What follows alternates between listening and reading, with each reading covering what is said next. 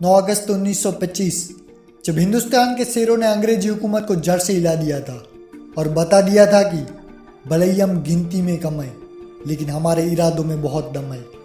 फरवरी 1922 जब गांधी जी ने चौरी चौरा कांड के बाद असहयोग आंदोलन वापस ले लिया, तब भारत के युवा वर्ग में जो निराशा उत्पन्न हुई थी, उसका निराकरण किया था काकोरी कांड ने। इसी घटना के बाद से देश के लोगों में क्रांतिकारी और भी लोकप्रिय होने लगे थे। 9 अगस्त सन 1925 रात 2:42 सहारनपुर लखनऊ पैसेंजर ट्रेन, जिसे कुछ क्रांतिकारियों ने काकोरी में रोका। उनका मकसद था ट्रेन में रखे सरकारी खजाने को लूटना। इसी घटना को इतिहास में काकोरी कांड के नाम से जाना जाता है।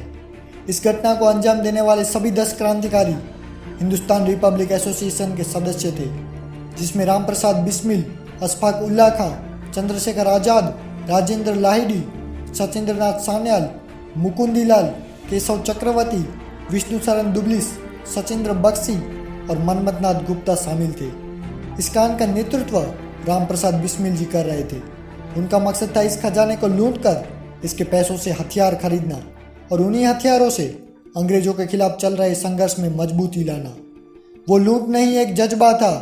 उस रात जो काकोरी में हुआ, वो किसी ने नहीं सोचा था। उस रात 2:42 पर ट्रेन जब काकोरी स्टेशन पहुंची, तब राजेंद्र लाहिड़ी जी ने ट्रेन की चेन खींचकर उसे रोक दिया और सभी क्रांतिकारी उस डिब्बे में पहुंचे जिस डिब्बे में खजाना रखा गया था। जिस बक्से में खजाना रखा गया था, उस बक्से को आज से 10 अंग्रेज लोग उठाया करते थे, लेकिन उसी बक्से को हमारे चंद्रशेखर आज़ाद जी ने अकेले ही उठा लिया था। इस लूट में ये लोग किसी को भी नुकसान नहीं पहुंचाना चाहते थे, लेकिन अफरा तफरी में एक गोली ट्रेन के मुसाफिर को लगी और उसकी मृत्यु हो गई। इस घटना के बाद से देश में बड़े स्तर पर जांच शुरू हुई, लेकिन ये लूट तो पूरी तैयारी के साथ की गई थी। फिर भी ये क्रांतिकारी पकड़े कैसे गए? तो सुनिए, किसी की इतनी औकात नहीं थी कि वो हिंदुस्तानी शेरों को पकड़ सके, लेकिन कुछ गद्दारों की वजह से ये पकड़े गए। हुआ यूं था कि लूट के दौरान बिस्मिल जी का शॉल ट्रेन में गिर गया था। बाद में कुछ गद्दारों ने अंग्रेजों को ये बता दिया कि ये शॉल बिस्मिल जी की है, और इसी के कारण से ये लोग पकड़े गए और उन पर मुकदमा चलाया गया। सभी क्रांतिकारियों को अपना पक्ष रखने के लिए वकील दिया गया, लेकिन बिस्मिल जी ने वकील लेने से मना कर दिया और कोर्ट में उन्होंने अपना पक्ष स्वयं रखा। जब मुकदमा चल रहा था, तब बिस्मिल जी अंग्रेज वकील से ऐसे बहस कर रहे थे कि चीफ जस्टिस चौंक गए और उन्होंने पूछा कि from which university you have taken the degree of law. इस पर बिस्मिल जी ने हंसकर जवाब दिया कि a king maker doesn't required any degree. ये मुकदमा 10 महीनों तक चला और जब इस मुकदमे का फैसला आया, तो फैसले में पंडित राम प्रसाद बिस्मिल, अशफाक उल्लाह खां, ठाकुर रोशन सिंह और राजेंद्र लाहिड़ी जी को फांसी की सज़ा सुनाई गई और बाकी क्रांतिकारियों को 10-10, 5-5 साल की सज़ा सुनाई गई। मैं आपको बता दूं कि ठाकुर रोशन सिंह, जो इस काकोरी कांड में शामिल ही नहीं थे, उन्हें भी फांसी की सज़ा सुनाई गई। पहले उन पर राष्ट्रद्रोह का मुकदमा चलाया गया और उन्हें 5 साल की सज़ा सुनाई गई। जब ठाकुर ने सचिंद्र सान्याल से पूछा कि सान्याल, मुझे कितनी सज़ा हुई है, तब सान्याल ने कहा कि 5 साल की। ठाकुर रोशन सिंह ने तभी गुस्से में अपना जूता निकालकर एक गोरे के मुंह पर मारा और उन पर फिर से मुकदमा चलाया गया और फांसी की सज़ा सुनाई गई।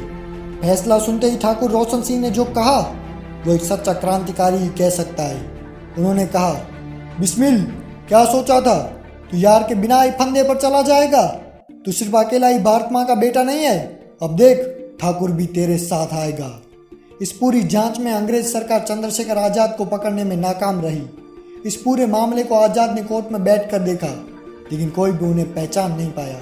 जेल में कैद क्रांतिकारियों से चंद्रशेखर आज़ाद जी के बारे में पता लगाने के लिए सारे प्रयास किए गए, और जब बिस्मिल जी से चंद्रशेखर आज़ाद जी के बारे में पूछा गया, तो उनका जवाब कुछ ऐसा था, इन नपुंसकों की फौज में कोई मर्द नहीं पाया जाएगा।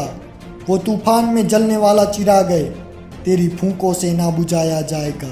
तुम क्या पकड़ोगे समंदर को, तुम क्या पकड़ोगे आसमान को, तुम क्या पकड़ोगे हवा को, और अगर कहीं पकड़ भी लिया तो तुम क्या पकड़ोगे आज़ाद को, क्योंकि आज़ादी आज़ादी है। वो अक्सर अंग्रेजों से कहा करते थे कि तुम्हें आज़ाद चाहिए और हमें आज़ादी। आज़ाद तो तुम्हें मिलने से रहा और आज़ादी हम लेकर रहेंगे। इस घटना में 8,000 रुपयों की लूट की गई थी और मुकदमे की जांच में अंग्रेज सरकार ने 13 लाख से भी ज़्यादा रुपए खर्च कर दिए थे। अशफाक उल्लाह खां और राम प्रसाद बिस्मिल जी के बीच बहुत गहरी दोस्ती थी। ये दोनों बहुत बड़े शायर थे और वो बातें भी अल्फाजों में कम और शायरी में ज़्यादा करते थे। अशफाकुल्लाह खां बिस्मिल जी को कहा करते थे कि बिस्मिल, तू खुशनसीब है मेरे यार, क्योंकि तेरे धर्म में दोबारा जन्म लेने की आज़ादी है। मैं मुसलमान हूँ, पुनर्जन्म की बात नहीं कर पाता हूँ। हाँ, अगर कहीं खुदा मिल गया मुझको तो अपनी झोली फैला दूंगा और जन्नत के बदले उससे एक पुनर्जन्म ही मांगूंगा इस देश की आज़ादी के लिए। 17 दिसंबर 1927 को सबसे पहले राजेंद्र लाहिड़ी जी को फांसी दी गई। इसके 2 दिन बाद 19 दिसंबर को गोरखपुर जेल में रामप्रसाद बिस्मिल जी को फांसी दी गई। उन्होंने फांसी पर चढ़ते समय कहा था कि मैं ब्रिटिश साम्राज्य का विनाश चाहता हूँ, और इनके इसी सपने को बाकी क्रांतिकारियों ने अपनी जिंदगी का आखिरी लक्ष्य बना लिया था। काकोरी कांड के तीसरे शहीद थे ठाकुर रोशन सिंह, जिन्हें इलाहाबाद जेल में फांसी दी गई। इसके बाद अशफाकुल्लाह खां को फैजाबाद में फांसी दी गई।